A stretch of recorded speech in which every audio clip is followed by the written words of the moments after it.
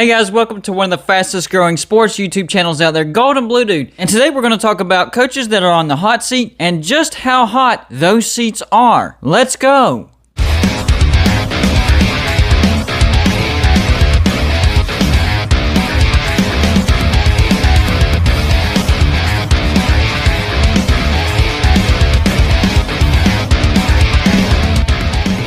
Hey, what's going on, everybody? It's me again, Golden Blue Dude. If you haven't already, go ahead and hit that like and subscribe button. I do college football videos every single day. That's what I do. Hey guys, don't forget to check out my good friends at TriStateWoodSketch.com. They do amazing work over there. All you have to do is send them the picture that you want transferred onto wood, and he'll get it done. And if you mention Golden Blue Dude, he'll give you 20% off your order. So mention my name, and the more you spend, the more you'll save. So today I wanted to talk about coaches that are on the hot seat going into the 2021 college football season and rating them on a scale of 1 to 10 and how hot I think their seat is. 1 being room temperature, not really hot at all, and 10 being on fire. They will get fired. First up on the list, Mike Locksley, the head coach at Maryland. He's also coached at New Mexico, and he went 2-26, so why they hired him at Maryland, I have no idea. But overall at Maryland, he's 6-17. He actually coached for 6 games in 2015 and went 1-5, and then they hired him in 2019, and he's gone 3-9 and 2-3. So not very good, but it's still young in his coaching tenure. So I'll give it a 4. And I do think Maryland has a shot to get into a bowl this year. Next up, Jeff Brom, the head coach at Purdue. Overall, he's 19-25 at Purdue. Now, he was actually a pretty good coach at Western Kentucky. He went 30-10. But in the last 4 seasons at Purdue, he went 7-6, 6-7, 4-8, and 2-4. It's gotten worse and worse and worse.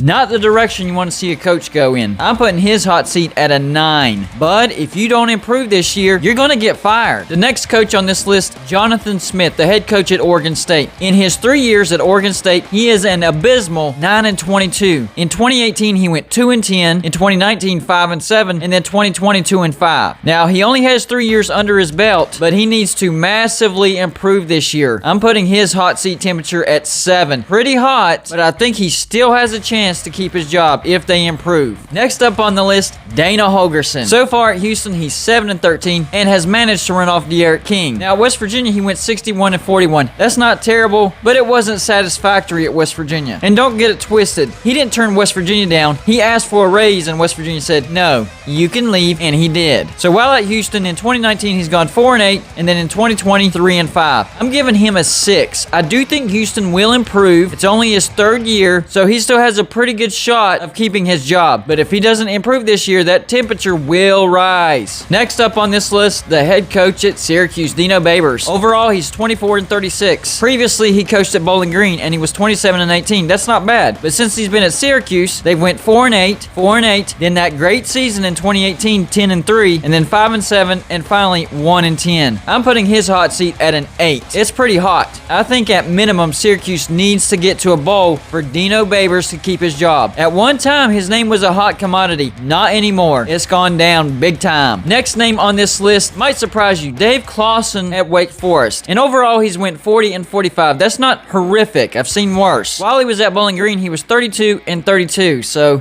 questionable hire, but nonetheless. Here's how his coaching tenure has gone at Wake Forest. 3-9, 3-9, 7-6, 8-5, 7-6, 8-5, and then 4-5 last year. So, he hasn't done bad at all at Wake Forest, and that's why I'm only giving him a 2. It could heat up a little bit if they have a terrible season this year, though. Next name on this list, the head coach for Duke, David Cutcliffe. At one time, he was being praised as a genius coach. Man, he's winning at Duke. Not anymore. His overall record at Duke is 74-88. That's not good. He coached at Ole Miss, and his overall record there was 44-29. That's not bad at all. That's pretty good. But here's how his coaching tenure at Duke has gone. 4-8, 5-7, 3-9, 3-9, 6-7, 10-4 in 2013. That's when his name was heating up. And then 9-4, 8-5, 4-8, 7-6, 8-5, 5-7, and then last year 2-9. And I do not expect Duke to make a bowl this year. So that number is at a 4 right now because he is at Duke. The standards aren't very high, but if they don't improve this year, that could get above a 5. I'd say maybe a 7 or 8. And if they have a terrible, horrific season, it could go even higher than that. Now we're getting into the bigger names. First up, Justin Fuente, head coach at Virginia Tech. So far, he's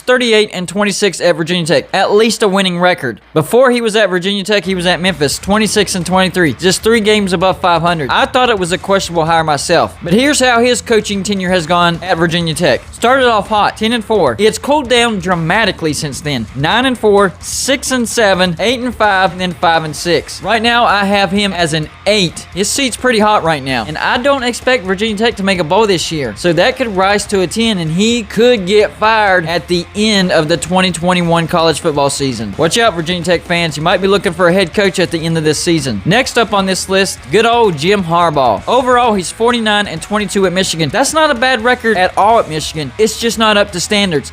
And he hasn't won the Big Ten East, and he hasn't beaten Ohio State. Not good. Before then, he was 29 and 21 at Stanford. Here's how his tenure has gone at Michigan so far. He started off with 2 10-win seasons. That's pretty good. 10 and 3 and 10 and 3. And then 8 and 5, then another 10 and 3, then 9 and 4, and then a terrible 2 and 4 last year. You can't do that again or you will be fired. I know. They restructured his contract and extended him, but the buyout is much lower. Number 1, at minimum, you have to get to a bowl this year. Number 2, you need to beat Ohio State. And number 3, it wouldn't hurt if you won the Big Ten East this year. So right now I have him at a 7. But if you miss a bowl, Jim Harbaugh, you're gone. You are fired. You can't do what you did last year again this year. And you really need to be competitive in that Ohio State game. I would say win it, but they might forgive you if you don't win it. But at least be competitive. The next name on this list, Matt Wells. So far, he's 8 and 14 in Texas Tech. Not good at all. When he was at Utah State, he was 44 and 34. And yes, he only has 2 years under his belt. But during those 2 years, 4 and 8 and 4 and 6. I have him at an 8. It's really high, and yes, only 2 years under his belt, but a terrible 2 years, and I expect it to be 3 straight terrible years. Texas Tech could be looking for a head coach at the end of this year. Then the last name, Scott Frost. Yes, everybody's talking about Scott Frost at Nebraska. So far, 12 and 20 at Nebraska. That's bad. That's really bad. But now, while he was at UCF, 19 and 7, so it looked like a brilliant hire, and he has ties to Nebraska. Here's how his coaching tenure has gone so far. In his 3 years at Nebraska, he's gone 4 and 8, 5 and 7, 3 and 5. Not good at all. I'm putting his hot seat at an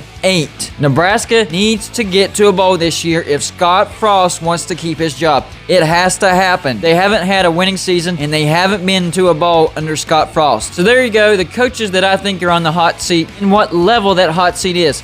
Let me know whose names I forgot and how high you would have their hot seats. That's all I got for you for this show. Like and subscribe if you haven't already, and I'll see you on my next show.